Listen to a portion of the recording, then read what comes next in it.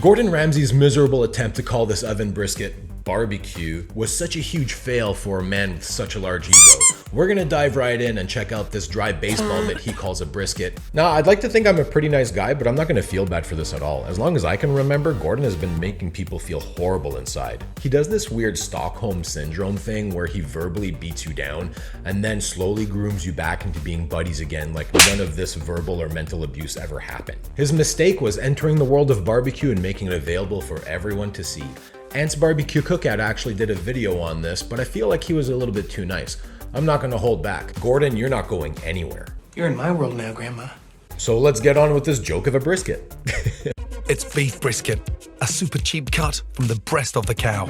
Well, right off the bat, it looks like we don't have a brisket. It looks like we have half a brisket, and it is super lean.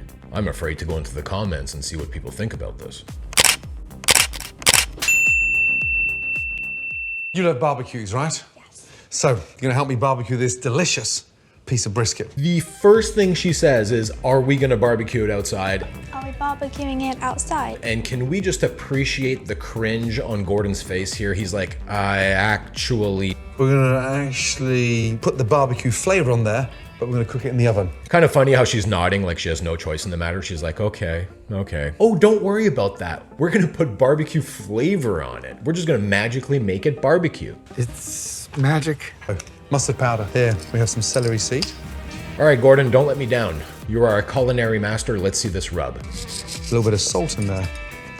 Okay, what's this here? Gordon is a world-renowned chef. He's got a piece of meat as big as my head. And did you see how much salt he put in that rub? How does that even compute? What's this here? Cumin. 2 again? Cayenne pepper. You're absolutely right. Right, 2 teaspoons of that in there as well. Good. Here's the power play though. We're gonna put double the amount of cayenne pepper than the amount of salt that we put in. That should fix it. Fresh pepper on there. I'll give that a little mix. Maybe a teaspoon of black pepper. I want you to rub all that spice, almost like you're massaging it in there. Good girl. Come on, Holes, get your hands nice and flat on there. Now Gordon is telling us to rub our rub on our brisket like this with our hands, and we all know that is wrong. We all know we gotta pat the rub on. Massage that cayenne pepper rich brisket with your bare hands. Nothing could go wrong. Lay that in there nicely. Okay. This next part kind of makes me cringe inside. When you cook a brisket, you don't want wild temperature fluctuations because it can affect the toughness of the meat. You want to cook that thing low and slow for a long time. Colour. Look, on the brisket. Okay? Yeah. Take that out, literally for 30 seconds. You can only imagine that the sear is like the wildest temperature fluctuation towards the top, takes it off and pretends like that's perfectly fine. Take your time. Smell all those spices now? The onions. Oh no, don't rub your eyes. Don't rub your eyes. You see, it's starting to... As touching as this father-daughter cooking moment is, I just wish he would have had the foresight to tell her, hey Holly, you have cayenne pepper all over your hands because I told you to rub it all over the brisket. And now cut this onion so you can tear up and obviously rub your eyes. Onions into the tray, please. Nice. You see, it's starting to smell slightly barbecuey already. Give that a little stir.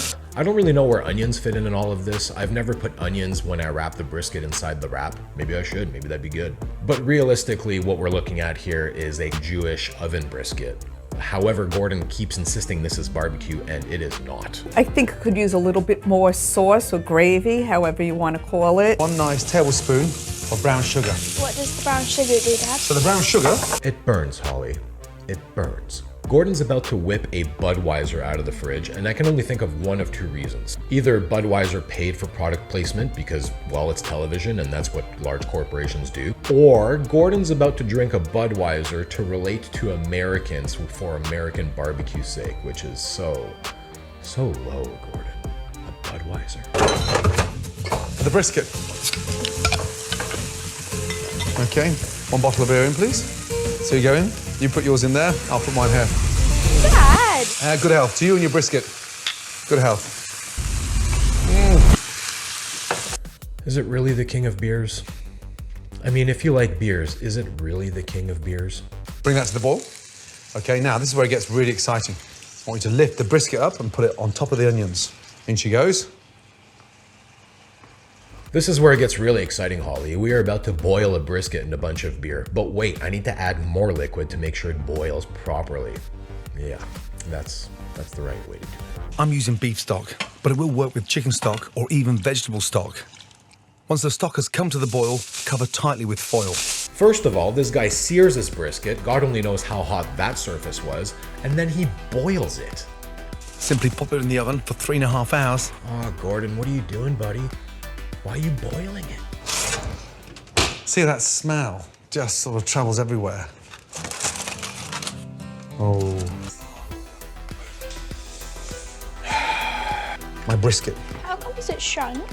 It's been in the oven for nearly 3.5 hours. So it's been cooked slowly. It's been in the oven for nearly 3.5 hours. Bro, 3.5 hours, low and slow? What did you cook this thing at, 350? Oh my goodness me.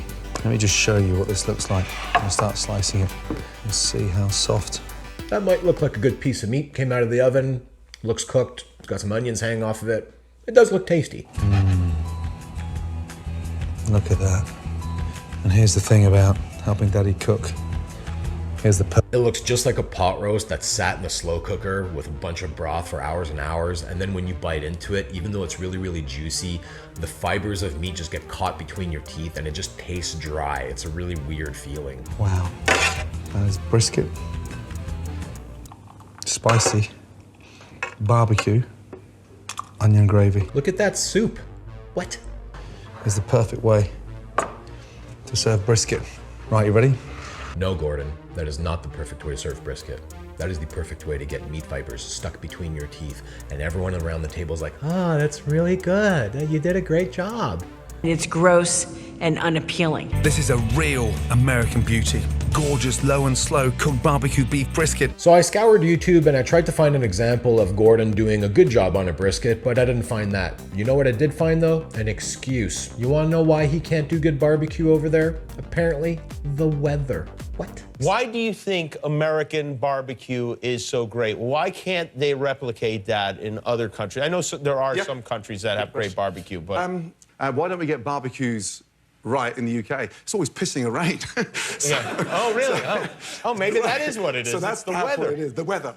The weather. You'd think with his millions of dollars, he'd be able to afford an awning to put over a smoker, you know, for rain. If you go to Ant's video, you can actually see he replicated what Gordon did in the oven to test out the theory, and maybe it's a good brisket. But as we all can see, it's not the ideal brisket, and I don't need to waste a brisket just to prove that Gordon can't cook a brisket. Cheers. I mean, it's okay. It's not mind-blowing or anything. He actually has a grading system where you can see all the different brisket YouTube videos, and Gordon came in dead last.